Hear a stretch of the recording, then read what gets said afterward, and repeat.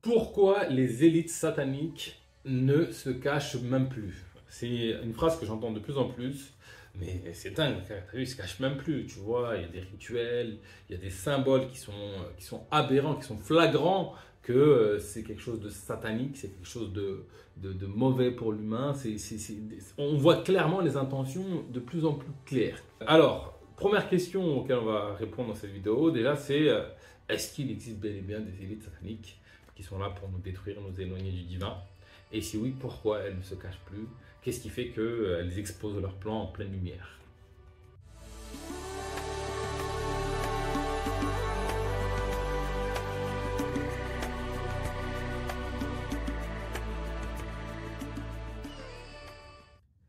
Bonjour, bienvenue dans Enquête spirituelle, la première chaîne qui traite en profondeur des réalités spirituelles.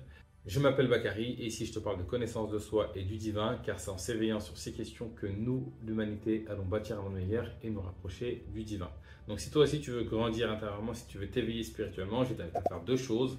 Premièrement, tu t'abonnes à la chaîne, tu actives la cloche pour être sûr de ne pas rater les vidéos profondes comme celle-ci que je partage chaque semaine. Et deux, va dans la barre de description et mesure ton niveau de conscience. J'ai prévu pour toi un quiz gratuit qui va te permettre de mieux te connaître et surtout de trouver des voies pour grandir en conscience. Alors fais ce premier pas vers l'éveil. Ça étant dit, rentrons maintenant dans le vif du sujet. Pourquoi les élites sataniques ne se cachent même plus?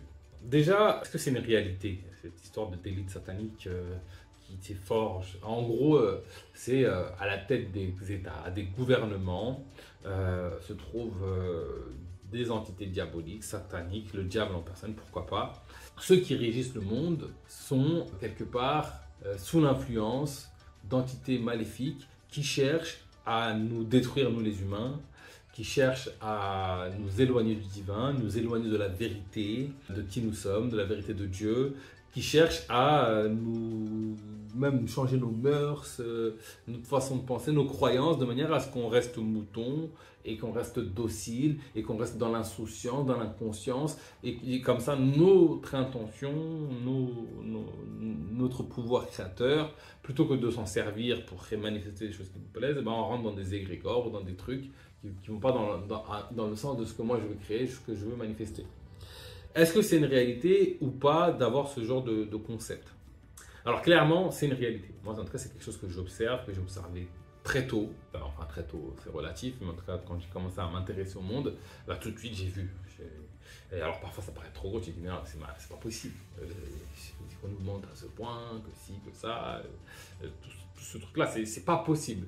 Eh bien si, c'est la réalité. La réalité de ton état, c'est que tu es un esclave, entre guillemets, et il y a des forces qui œuvrent pour te maintenir dans cette condition d'esclave et pour garder ton âme, ta conscience, sous leur coupe, de manière à ce que tu leur serves pour X ou Y projet. C'est une réalité, et d'ailleurs, une des manières de mettre en lumière cette réalité, c'est quand on regarde les dirigeants, que ce soit les dirigeants français, européens, occidentaux, peu importe le pays, en réalité, on voit qu'il y a des décisions qui sont prises, etc., pour le bien du pays, etc., etc. Mais on voit également qu'il y a plein de décisions qui sont prises, ou plein de choix qui sont faits, qui sont dénués de... On ne comprend pas, en fait. On ne comprend pas la logique, on ne comprend pas pourquoi, quel est l'intérêt de faire comme ça, de passer par là, de faire comme ci, de faire comme ça. Quel est le but derrière? Je ne vais pas rentrer dans les détails, je pense qu'il y a tellement d'informations sur Internet. Alors après, il faut savoir déceler le bon gré de l'ivresse, j'en suis complètement conscient. Et la guerre, on est dans une forme de guerre de l'information. Et donc, il y a l'information juste, et on va polluer l'information juste de plein d'informations merdiques. Et parfois, ça va être repris par ceux qui sont vecteurs de l'information juste. Et donc, il y a un milieu d'informations qu'on va trouver sur Internet. Qu'est-ce qui est juste, qu'est-ce qui est moins juste? C'est pas évident. Mais en tout cas, quand on cherche, quand on creuse, quand on sait relier les points, on retrouve l'information. Et on se rend compte que voilà, il y a quelque chose qui se passe. Alors, qui est à la tête de ça? Personne ne sait. Moi, je pense que c'est le diable en personne qui est à la tête de ça. En tout cas, c'est des entités diaboliques, entre guillemets, dont la plupart des spiritualités nous ont prévenus. C'est-à-dire qu'en islam, on demande régulièrement protection contre les méfaits du diable. Dans toutes les spiritualités, les principales en tout cas religions, On va avoir des protocoles pour se protéger de l'œuvre du diable, de ce qui nous insuffle comme idée, comme projet. Eh bien, l'insufflation, qu'est-ce que c'est en réalité? Si je te conditionne à penser d'une certaine manière, si je te conditionne à croire d'une certaine façon, ben c'est ça, c'est une forme d'insufflation. C'est comme s'il y avait un petit tête derrière mon oreille qui me souffle un cheminement à suivre, un chemin à prendre, une direction à prendre. L'humanité, dans son ensemble de manière générale, on est un peu comme des animaux et il y a des forces supérieures ou des forces invisibles qui nous manipulent. Et donc, cette manipulation, elle est réelle. Et en fait, quand on regarde comment fonctionne le monde, la société, pourquoi détruire le sol tel qu'il est, pourquoi détruire la morale, pourquoi nous occuper au quotidien, pourquoi nous fatiguer, tirer toute notre production et la ponctionner, etc., etc. Je veux dire, on a de la croissance depuis, je ne sais pas combien d'années, à part pendant la période de Covid, on a de la croissance. Chaque année, on a de la croissance. Chaque année, on a de la croissance. Logiquement, si on a un pays, un État qui a de la croissance, eh ben, techniquement, le peuple doit vivre mieux si chaque année je produis plus que l'année dernière et je produis plus de richesses. Eh ben, ce qu'on constate aujourd'hui, quand on regarde le monde, la société, c'est qu'on produit plus de richesses, mais il y a de plus en plus d'inégalités. C'est-à-dire qu'il y a une minorité qui s'accaparent toutes les richesses et une minorité qui a rien. On pourrait croire que c'est qu'une question d'argent, mais il y a également une question spirituelle.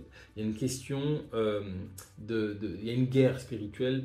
Il y a une dimension de vouloir nous cacher la vérité de nous, de qui nous sommes, et de créer une forme de rejet de toute vérité qui pourrait nous rapprocher de nous-mêmes et de nous rapprocher du divin. Ça existe, c'est réel. Et en fait, les plans de ces entités, de ces consciences, il n'est pas caché. Il n'est pas caché, il n'a jamais été caché, parce que pour répondre à la question, pourquoi ils ne se cachent plus, en fait, ils ne se sont jamais cachés. Pourquoi ils ne se sont jamais cachés? Parce que elles doivent, ces entités, respecter notre libre arbitre. C'est une loi spirituelle fondamentale. Si elles ne respectent pas cette loi, eh ben, quelque part, il y aura d'autres forces qui vont même les empêcher de nous nuire. Dans le sens où le monde est ouvert. Le monde est libre. Le monde est grandiose. Et donc, ces entités sont au fait de toutes les lois spirituelles. Et donc, si elles proposent un projet, une situation, un conditionnement, il faut qu'on donne notre accord. Vous voyez, quand on parle de vendre son âme au diable, quand tu vends ton âme au diable, eh ben, le diable te propose un contrat et tu le signes. Eh ben, c'est le même principe. C'est-à-dire que je t'expose mon plan, je t'expose mes stratégies et tu consens. Tu consens ou pas. Alors, tu consens comment? Pas forcément en signant un papier. Tu consens en donnant ton accord à une façon de vivre, en respectant un cadre, en nourrissant des croyances, en te mêlant, en te fondant dans une forme d'idéologie, de façon de penser. Tu consens de cette manière-là. Et en fait, c'est là, en fait.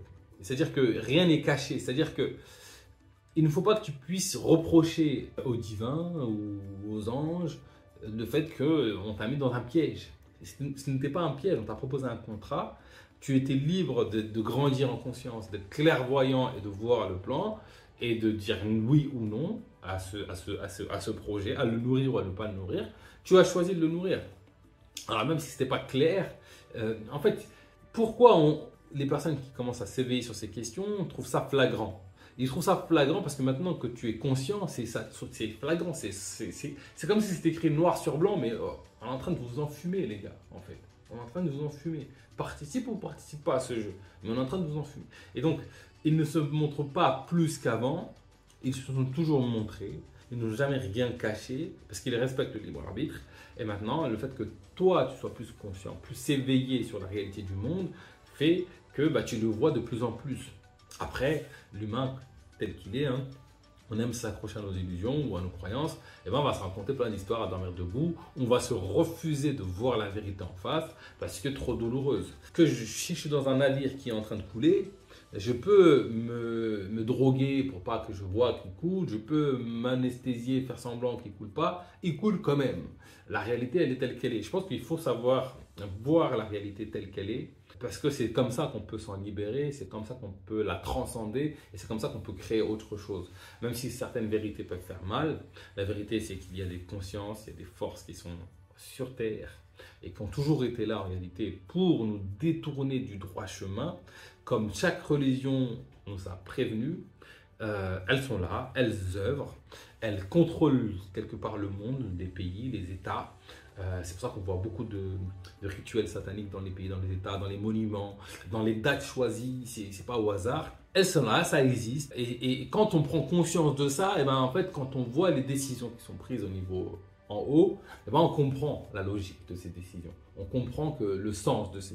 en fait, ça devient logique. Alors, ce n'est pas dans notre sens à nous, mais c'est logique que ça se passe comme ça. Parce que le but, c'est justement que tu restes mouton, esclave, et que tu donnes ton énergie à ces entités. Ça existe, c'est présent, ce n'est pas caché, parce que tu es libre d'accepter, de refuser. C'est un peu le test de cette vie, le test divin, le test du monde, de savoir qu'est-ce que tu vas faire une fois que tu es conscient, éveillé à ce qui est. Une fois que tu vois la vérité qui a toujours été là en réalité, comment vas-tu réagir? Comment vas-tu faire face à cette réalité? Comment vas-tu te comporter? Est-ce que tu vas nourrir ce truc-là ou est-ce que tu vas œuvrer pour créer autre chose? Et donc moi, quelque part ici, cette chaîne, c'est pour vous inviter à œuvrer pour créer autre chose. Et donc, œuvrer pour créer autre chose, c'est aussi être lucide sur ce qui se passe. C'est être lucide sur la réalité de ton état. C'est être lucide sur la réalité du monde. Parce que si tu n'es pas lucide sur ce que tu vis, si tu ne vois pas ta condition, ta situation, tu ne peux pas t'en libérer, tu ne peux pas t'en échapper. Une phrase d'un sage que je trouve très profonde, alors je ne sais plus c'est qui, si vous avez la référence, mettez-la moi en commentaire. Mais c'est une phrase qui dit un truc du type nul n'est plus esclave que celui qui se croit, que l'esclave qui se croit libre. Si tu te crois libre alors que tu es esclave, ben, tu ne peux pas prendre le pas de te libérer. Quand tu es conscient de ce qui se passe, de ce qui se joue, même si ça fait mal au cœur, même si ça fait mal à la tête, ben, tu deviens souverain. En tout cas, tu t'ouvres la possibilité de devenir souverain et d'agir autrement, de créer des stratégies pour te libérer et construire une vie qui soit en alignement avec toi-même. Le monde est ainsi, et j'ai envie de dire quelque part qu'il y ait ces entités là pour nous détourner du droit chemin, ça fait également partie du plan divin. Parce que même malgré le fait que ces entités œuvrent sans relâche et depuis des décennies pour nous éloigner de la vérité, nous éloigner de Dieu, leur travail a pour effet également d'inviter des âmes à s'éveiller. Parce que à force de rendre les conditions de vie sur Terre difficiles, ça nous ouvre, ça nous oblige presque à aller chercher en nous la vérité de Dieu, à aller chercher dans le monde la vérité de Dieu et à s'émanciper de ce monde qui est un grand test à ciel ouvert. Donc voilà, ces entités ne se montrent pas de plus en plus, elles se sont toujours montrées pour respecter cette loi qui est le respect du libre arbitre, pour que tu n'aies jamais rien à reprocher à qui que ce soit, parce que tu es un être souverain. Et en fait, quelque part, les millions d'êtres humains qui sont soumis à ce genre de système ou à ce genre de fonctionnement, même moi y compris, en fait, on est tous plus ou moins soumis, on gagne en liberté.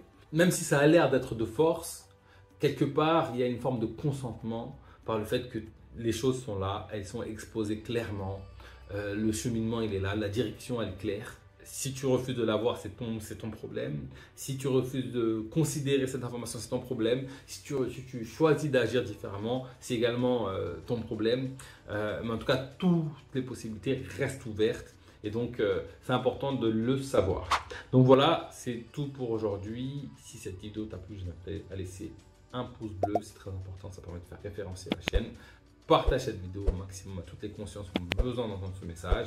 Je compte sur toi, fais ta part comme le colibri. Sois un des témoins de la vérité divine. Reflète cette vérité divine, ne la comprime pas, ne la cache pas. La vérité de toute façon finit toujours par triompher. Sois un des acteurs qui reflète la vérité divine. C'est une phrase qui me tient beaucoup à cœur. C'est un peu c'est dans ce mode que j'aimerais m'installer. C'est l'intention que je me donne d'être un des témoins de la vérité divine, un des reflets de la vérité divine. Et la vérité divine, des fois, peut faire mal aux yeux, elle peut faire mal à la tête, mal au cœur. C'est en étant en conscience de cette vérité qu'on va pouvoir l'observer différemment, grandir en conscience, s'émanciper, se libérer et se rapprocher du divin. Donc voilà, je te dis à très vite pour du nouveau contenu autour de l'éveil spirituel.